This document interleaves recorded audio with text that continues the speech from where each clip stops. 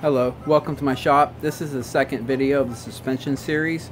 In this video, I'm going to be talking about setting the rear sag and setting the fork height, what to look for when you're setting these things, as well as finding the correct spring rates for your liking, your speed, and your weight. So we'll first go ahead and get started on talking about the race sag or the rider sag. There's two sags that we're going to be focusing on here, which is the static sag. That's the sag of the bike on the wheel, on its own wheels, no weight on the bike at all. And then the race sag or rider sag, I'm just going to call it rider sag in this video, and that's with the rider on the bike. Setting the rider sag is important to get it, in the correct range. When all your weight's on the bike, it will control, it'll dictate how the back end feels, where it's at in the progressiveness of the linkage. And the static sag, when no one's on the bike, that's important as well. Actually, I consider that more important. The static sag, when you're riding the bike, and let's say you're going through whoops, or you have a section where you kind of get light on the bike, you get that free floating feel. The wheels are still on the ground, but you're feeling light. Let's say you get a little kick and you're up, you get a little kick and you're kind of, coming up on the bike and you feel light, but the wheels are still on the ground. That's where the static sag comes in. If the static sag is not right, the bike will get goofy underneath you while you're weightless, and you don't want that, because that's when it gets out of hand. So basically the bike's kind of on its own, except for you holding onto the handlebars and maybe gripping it with your legs, but you don't have any body weight on it at that moment. So that's where the static sag comes in, and that's, in my opinion, static sag is actually more important than rider sag. I can ride a bike. If someone says, hey, test ride my bike, the first thing I do when I walk up to it is I push down the rear end and I pull up on the rear end and I feel the static sag. If the static sag's somewhat in range, I can feel that. I've been doing this a lot of years. If the static sag's in range, I can ride the bike. Even if the spring's too stiff or too soft, I know the bike's at least going to behave properly. If the static sag is out of its range, I won't be able to ride it. No matter how hard I try, it's just not going to feel right. So in my opinion, static sag is actually more important than rider sag, but they're both important. So let's go ahead and run through how to set the sag. So let's get started on that. So most of you probably already know this, but for you guys that don't, just a quick run through. Make sure the bike is on the stand with the wheels off the ground, or at least the back wheels off the ground. And then you want to take a tape measure. They do sell, like sag tools and stuff like that, but you can just use a tape measure. I like to go ahead and connect onto the rear axle right here on the threads that are just coming out. There you go. Connect to that, bring it right up here, and what I use is the seam. There's a little seam right there in the rear fender, right where it meets that little hump right there. There's a little seam, and I use that to get my base, my number, my reading, and I'm currently at 658. Focus. 658. So I know it's probably hard to see on the camera here, but the seam is lining up with 658. So that's it, fully extended on the stand. So you write that down, 658. And then you're going to get fully geared up. At least your boots and your helmet. If you don't want to put on your riding pants and jersey, gloves and goggles, they don't weigh much. But at least your boots and your helmet, put that on. When you sit on the bike, you're going to want to have your butt over the foot pegs. Directly over the foot pegs is where you want your butt. And you want to have your back straight up over that. So basically you want to try to center all your weight right over the foot pegs. It does help to have two people to do this. I don't have anyone here to help me right now, but I'm just going to give you a quick run through of how it's done. Of course, it's nice when you have help, because someone can actually balance the bike for you, because you have to have all your weight on the bike, both feet on the pegs, your weight over the center, and someone balancing the bike. If you don't have someone to help you balance the bike, maybe you can do it right beside a pole or a tree or something. You can just take one hand and balance yourself while someone takes a number for you. And I mean, if you really want to stretch it out, I've been able to do it myself, all by myself, but it's not easy. It's definitely a lot easier when you have some help, but I'll just kind of show you how I do it right here real fast. So we're going to be using the same points of measurement that I showed you when I checked the static sag. The same way, I'll take it off the stand. I'm going to do it right now. You're not going to be able to hear me as I walk over here, but just watch what I do.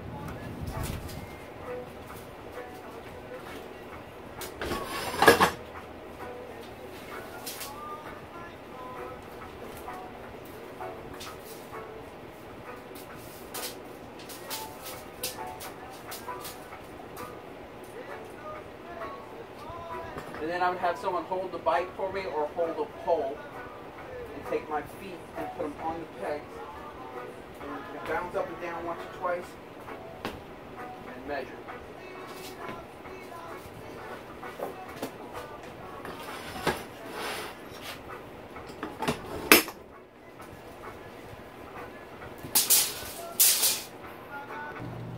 So the measurement I got with the rear end fully extended was 658 millimeters, and then the sag that I measured, of course I did that earlier with the helmet and boots on, was 500, and it measured 563. So you subtract the 658 from the 563, subtract it, and I have 95 millimeters sag. So that's what my Rider Sag is set at. Now we need to check the static sag. That's with the bike on the wheels under its own weight, no rider on it. So let's check that. All right. So remember, I already took a measurement of the with the bike on the stand, and remember that was at 658. So now what we do is we take the bike off the stand and we measure how far it sags under its own weight. And we're going to measure it 2 times. We're going to measure it first. We're going to push on the rear end and let it come up on its own. We're going to take a measurement. Then we're going to pull up on the rear end, let it come down on its own, take another measurement, and then you average between the 2 of the measurements, and that is your static sag setting. So we're going to do that right now.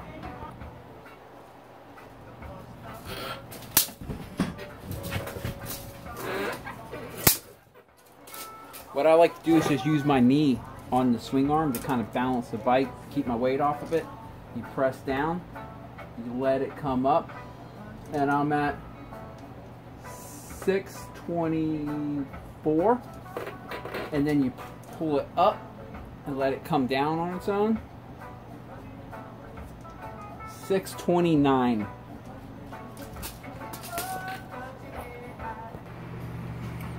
So I wrote the numbers down. When I pushed down on the rear end, I was measuring 624. When I pulled up and let it settle on its own, I was measuring 626. So you add them 2 together, it's 1,253. Then you take that number, you divide it by 2, and that gives you the average. So the average is 626.5 millimeters. Then you take the full extension when the bike was on the stand, and you measured the full length with the rear end fully extended. That was, remember, it was 658, and you subtract the average right here of 626.5. So I have 31.5 millimeters free sag, and that's how you find out how much free sag you have, or should I say static sag, which is the same thing. Free sag and static sag, everyone calls it something different. So then you go ahead and set your race sag or rider sag with you on it. The tuning range for the YZ250 two-stroke is anywhere from 95 millimeters to 105 millimeters. As we saw earlier, mine is actually at 95 millimeters currently. My brother is currently running about 102 millimeters on his YZ250 two-stroke, but the tuning range is anywhere from 95 to 105, with 100 being like the middle road number. So if you don't really know what you're looking for, or what feels good or doesn't feel good, or what you want, just go ahead and start with the 100 millimeters rider sag. Set your bike up to 100 millimeters with you sitting on the bike, and then go ahead and recheck the static sag, and this is going to let you know if the spring is too soft or too stiff for you. And once you get that figured out on the rear end, then you can balance out the front fork springs to get a good balance, but we'll get to that in a few minutes. We first have to figure out if the rear spring is good for our weight. And how you do that is after you set it to 100 millimeters, or anywhere from 95 to 105, whatever you choose. But if you don't know, just start with the 100. And then you check the static sag. And Pro Circuit says the static sag on a 125 to a 450 should be somewhere between 30 to 40 millimeters. But there's other suspension tuners and stuff that say anywhere from 25 to 45 is okay. I do like to stay in between 30 to 40 myself. That just, in all my bikes, that kind of works for me. If I keep that static sag somewhere between 30 to 40, that works for me. Going all the way as far as 25 or 45, that's kind of like stepping into the yellow zone. You're not quite in red yet, but you're getting up into the yellow zone. So if you set your sag at 100 millimeters and then you check the static sag, your rider sag at 100 millimeters, and you check your static sag, and let's say it is at, let's say your static sag's at 45 millimeters with your race sag or rider sag at 100 millimeters, then that would indicate that the spring is too stiff for you. And then the opposite is true. You set it at 100 millimeters with you on the bike, you get off the bike and you check the free sag and the static sag, and you find it at, let's say, 24 millimeters, then that spring's too soft for you, and you would have to go up a spring rate. Now there's multiple, there's a good range of springs that will get you within the static sag range that's proper. Let's say 20 to 30 millimeter static sag's proper. I mean 30 to 40 millimeter static sag is proper.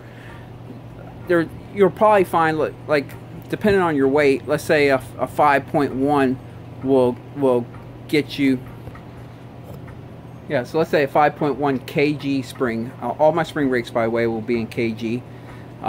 The spring rate 5.1, let's say it gives you a static sag of 30 millimeters static sag with the rider sag of 100 millimeters. Well, that's in range. But you can also go ahead and throw on a 5.3 spring on it, and maybe set the rider sag at 100 millimeters, and now you only have a static sag of, let's say, 38. So you're still in range of the static sag being somewhere between 30 and 40. So that's where personal preference comes in. Do you like your bike a little bit more on the stiffer side, or do you like it a little bit more on the softer side? That's the tuning range. Them are the options that you have that will still allow the bike to perform properly. So if you keep the static sag in between 30 and 40, you do have a few different spring rates that you can play with in that range to find the feel that you're looking for. And obviously it's very important to figure out, or at least try to think about what you want. Do you want your bike a little bit, do you typically like your bikes a little bit stiffer, or you like them a little bit softer when you're choosing your spring rates? And then you have to balance it out to the front. The balance is very important. You can't just change the rear and not expect to have to change the front, unless the rear was not balanced with the front, obviously. But if they're balanced currently, you can't just change one and not maybe have to change the other. So balance is pretty important. But we'll get back to spring rates in a minute. Let me go ahead and talk about what you're looking for when you want to fine-tune this thing. Me personally, I don't go crazy chasing numbers. Matter of fact, I didn't even know my bike was at 95 millimeter race sag before I made this video. I checked it for this video, and the reason being is I go strictly by feel. It's funny, if you go by numbers and you check your bike one day, go back a couple days later and check it again, and you might not get the same number, because things just change. You might sit on the bike a little bit differently. Your gear that day might be a little bit heavier or lighter. The air temperature might change, and that actually affects the way the springs, their tension as well, and the nitrogen in the shock. So a lot of things can change that. So what I do is I just try to get it close and make sure the static sag is in range. Like I mentioned in the beginning of the video, that is probably the most important thing, that the static sag's in range. If that's in range and I got my sag set at maybe 100 or whatever I chose to start with, I go to the track and I ride the bike. And oh, I got to rewind a little bit here. To set this, to change your sag, I mean, let me run you through that real quick. To raise or lower the rear end and the shock in here, there's a well, let me get a flashlight. There's some spanners, spinners, whatever you want to call them in here, and that's where you set your sag and your ride height in the rear end, so that can allow you to compress the spring more or take some compression off the spring, some preload off the spring. They do have tools to spin these, but there's just no way when the shock's on the bike to get them tools in there. So unfortunately, you have to settle in with a punch and a big hammer or a big flathead or whatever, but I find a punch works best. And all you have to do is just take your punch, put on the top spinner here, just on the top one, beat it and loosen it and get it up off it, because that one locks in the bottom one, and then you can spin the bottom one with the punch. Or sometimes you can just turn the spring if the bike's on the stand, but oftentimes you have to use a punch to spin the bottom one. So that's where you're going to set your height of the rear end. Your rider sag, race sag, and static sag will be done from right here.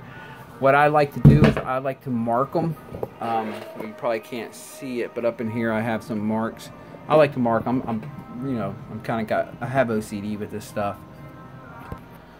But what I do is I go out to the track and I do a few laps and I feel how the bike's going to feel. I try to get the bike as tall as I can get the rear end without it being too tall. And I have reasons for that, which I'll get into in a minute. So what I do is I do a few laps and then I come back in and I'll loosen this up, the top one up, and then I'll take the bottom one and you have to punch it this way to get it tighter, and I'll raise the rear end up. Now it doesn't take much. Once you're in your range, you'll be amazed. Once you're in your range, you can turn it, these lugs right here, you can turn it literally one lug and you're going to feel it once it's in its tune. If it's way out of its range, you won't feel much, but if it's, once you get close, everything becomes real sensitive. Matter of fact, with all the suspension stuff, once you get close, things become sensitive, and that's when you have to slow down and take it easy when you want to fine tune it. So I'll make it stiffer. I'll go out, do a couple laps, come back in, turn it maybe another lug, go do a couple laps, come back in, and once I go too far where I feel like it's like the bike's like up my ass and it feels like it's just too far forward and it's too high up in the stroke, I know I went too far, I back it down a little bit, and I consider that for me the sweet spot. I do like to tune my rear end a little bit on the higher end of the tuning range. Whatever works for me, you know, you have a range that works. You can set the bike, you know, this low and it works, or that high and it works, and that's your range. I like to be on the higher end of the range, and the reason I like to be on the higher end of the range is because when you start getting on the lower end of the range, that's when you're more likely to hit the bumper at an unexpected time. It's okay to hit the bumper like when you land from a big jump or you hit a big G out. That's okay to hit the bumper. That's what the bumper's there for, and you should hit that thing at least once a lap. You should be hitting that thing, otherwise you're not using your full stroke. However, to hit it unexpectedly, it can cause, that's what causes kicks. When your back end's just set too low and then you hit the bumper, all that energy going down now gets reflected back up. That can often happen, like let's say you're going through some whoops and you're going through whoops. If you hit the bumper going through whoops, poof, it kicks you. And that's, you know, so oftentimes having the back end too low, a lot of people think having the back end too high is what causes the kicks, but it's probably more common to be kicked when the back end's too low because you hit the bumper unexpectedly. So I like to set the rear end as high as I feel comfortable. And once I go too far, I know I went too far, and I bring it back down, and that's the sweet spot. And that's why I don't check numbers, because I know that by feel it's going to be the best for me. You know, who cares what the number is? It's what feels best, because that's really what matters when you're out there. You're not thinking about the numbers when you're out there. You're paying attention to how it feels.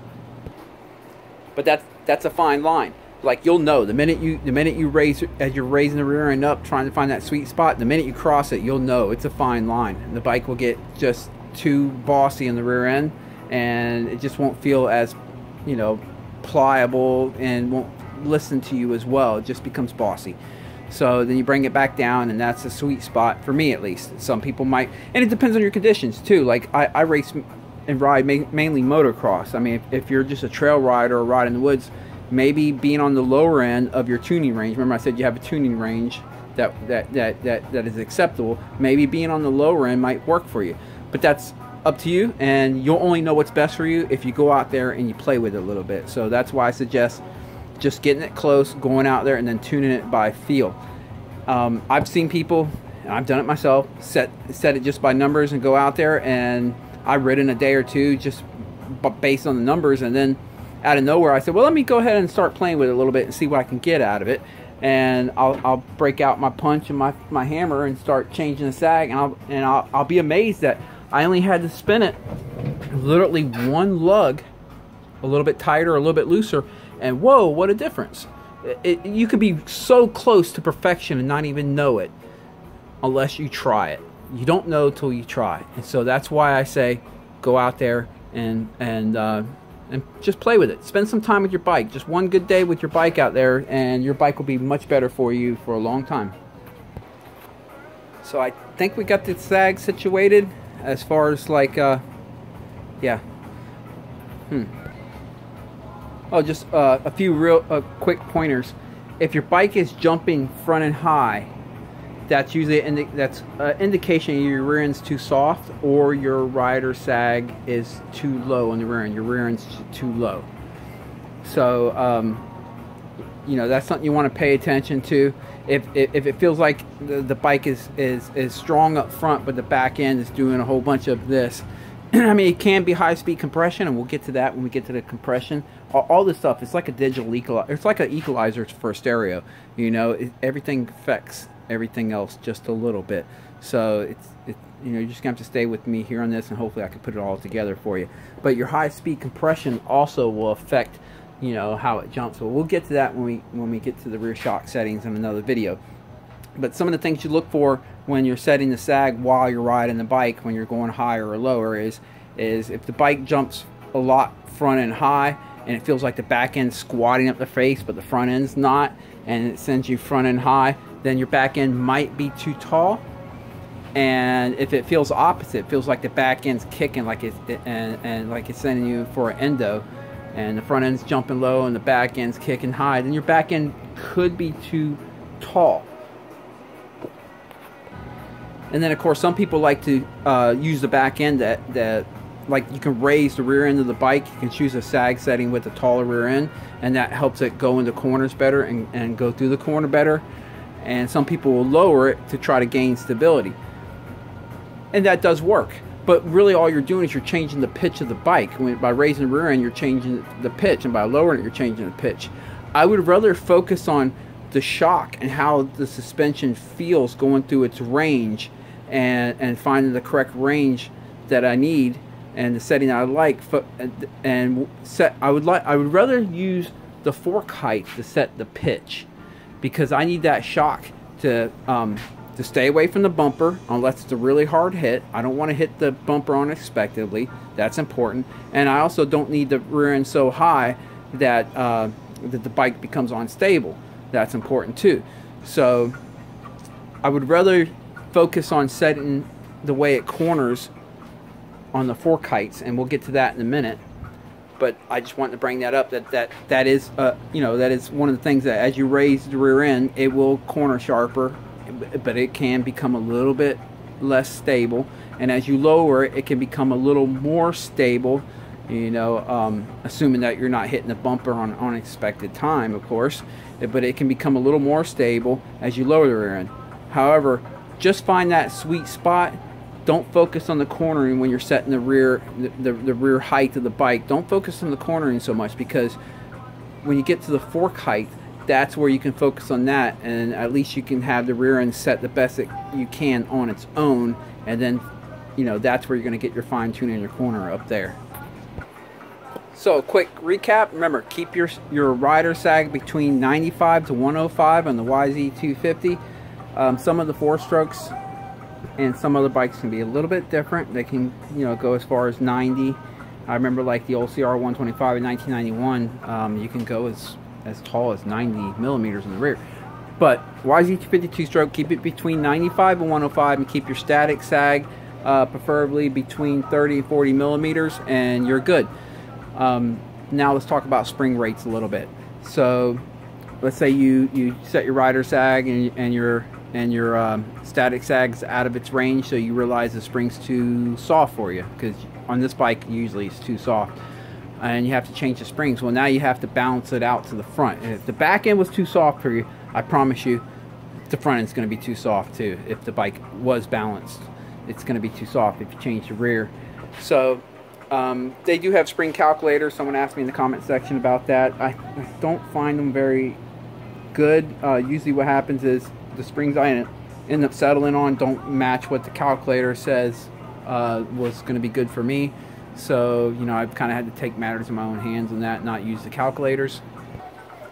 But I'll give you my opinion. Here's my opinion. Stock the spring rates are, in 2006, when the SSS forks came out and the SSS suspension, the stock rates were 4.9 kg on the rear and 0.43 kg in the front. Somewhere along the line they went to 0.44 up front. I forgot what year exactly. I'm gonna guess probably 2015, but I'm not sure. But it's gonna be either 0.43 or 0.44 in the front on your stock bike, and it's always been 4.9 on the rear. So it's actually balanced to them spring rates. 43 or 44, you know, it's still balanced with a 4.9 rear. Again, there's always a range that you can play with a little bit and stay within the balance, and that is balanced. So let's say you need to go up. Now this is where I'm going to give you my opinions, and some people might disagree, but this is my opinion. Let's say you're a 130-pound rider. Well, then the stock springs are going to be okay for you. 130 to, let's say, 145, I'm going to say a 5.1 in the rear and a 0.44 to, I mean, a 0.45 to a 0.46 up front, depending on if there's always a range in the front depending on how you ride. You ride more on the front of the bike, or you more front end bias or more rear end bias. So that's why I'm going to give a range here. From 145 pounds to 160 pounds, I'm going to say a 5.3 on the rear, and anywhere from a 0.46 to 0.47 on the front. And then 160 pounds to 180 pounds, I'm going to say a 5.5 in the rear and 0.48 up front. You know, give or take, you can maybe go up a little bit more in the front, or maybe stay at 0.47, or maybe go to 0.49, but 0.48 up front, 5.5 in the rear, 0.48 up front for 160, 180 pound rider. I don't have any experience with riders above 180 pounds on this bike, so I really can't give you any experience opinions above that. But you can kind of scale it out and figure it out and play around with it a little bit yourself. Now, let's say this happened to me, okay? I went and put a 5.3 in the rear, put 0.46 in the front. The front fork springs were brand new. Everything felt great. And then the fork springs broke in. Fork springs break in. That's what they do. Shock springs break in too, but all you got to do is just adjust the spinner, and you can correct that. No big deal. And it still feels the same. It still has the same rate. But fork springs are different. When they break in, they will actually feel softer. And so I was like, man, I need 0.47 now. This 0.46 broke in. I need 0.47 now. So what I did was I was using factory connection springs, and they don't sell a 0.47. They go in even numbers from 0.46 to 0.48. So what I did is I bought a set of 0.48 springs and put one 0.48 in there on the other fork. I kept the 0.46 in there, and that gave me an average of 0.47. There's nothing wrong with doing that. That's sometimes how you have to do that. Sometimes you have to put, you know, the one stiffer and one softer springs to get that middle number. And the same goes with even compression and rebound when we get to there. Sometimes, you know, this one might be 11 and that one might be 12, just because 11 was too stiff and 12 was too soft, so hey, let's do 11 and 12 and middle point. So that, you know, that's okay. Don't worry, that's going to be okay. But anyway, that's what I have in this bike right now. That's why I keep telling you I have 0.47. What I really have is 0.46 on one fork leg and 0.48 on the other, which averages out to 0.47. So let's say you change the rear spring out for your weight. Let's say you, like me, you picked a 5.3 on the rear, and that's feeling good. Let's say, like me, you bought 0.46 up front, and that felt good, but or let's say it's just too soft. You could buy a set of 0.48s, and you can put one 0.48 in and keep the other one, or the 0.46, and that feels okay. But let's say that's still too soft. Well, now you can just put the other 0.48 and replace it with 0.46. So sometimes you might have, you know, in a perfect world, we'd buy springs once. It'd be perfect right there, but it doesn't always work that way. Sometimes sometimes it's going to be trial and error. You might end up with a few springs on your shelf. It just happens. And there's always eBay. You can put them on there, get your money back for them, or you can just keep them around. Who knows? Just a quick note too is on these YZ250s in 06, they started a titanium rear spring, which I actually have a titanium on there right now. I know it's red, but that's because it's from one of the special anniversary model 250F. They have them little rubber spacers that go at the end link, and they like to split after a while. Keep track of that, because if you let that split and keep riding, titanium springs have broken, and it does affect your static sag. So if you have a titanium spring, you got to make sure them stay in good shape.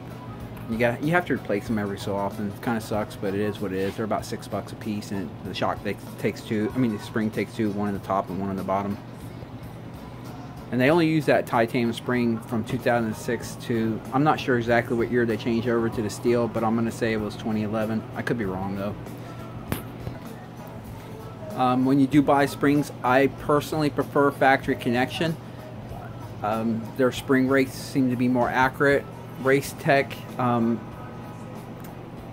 heard that they're not quite as accurate if you have like a spring, what do you call it, spring dyno. But I like factory connection springs or OEM springs. OEM springs are always great too. A lot of times you can take OEM springs from, like, let's say 450s. You do your research and stuff.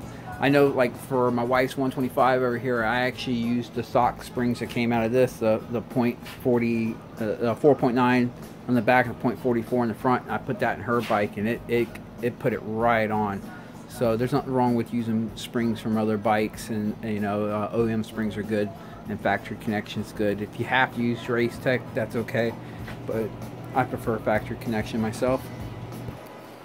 Alright, so now we're going to talk about the pitch of the bike.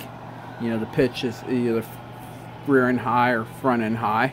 The pitch, and setting the pitch. Now that we have the back end where we want it, let's assume we have the back end right where we want it. The Rider Sag is where we want it. The Static Sag is where we want it. The spring rate feels good for us. So now we have to figure out the pitch we want. There's something to consider here.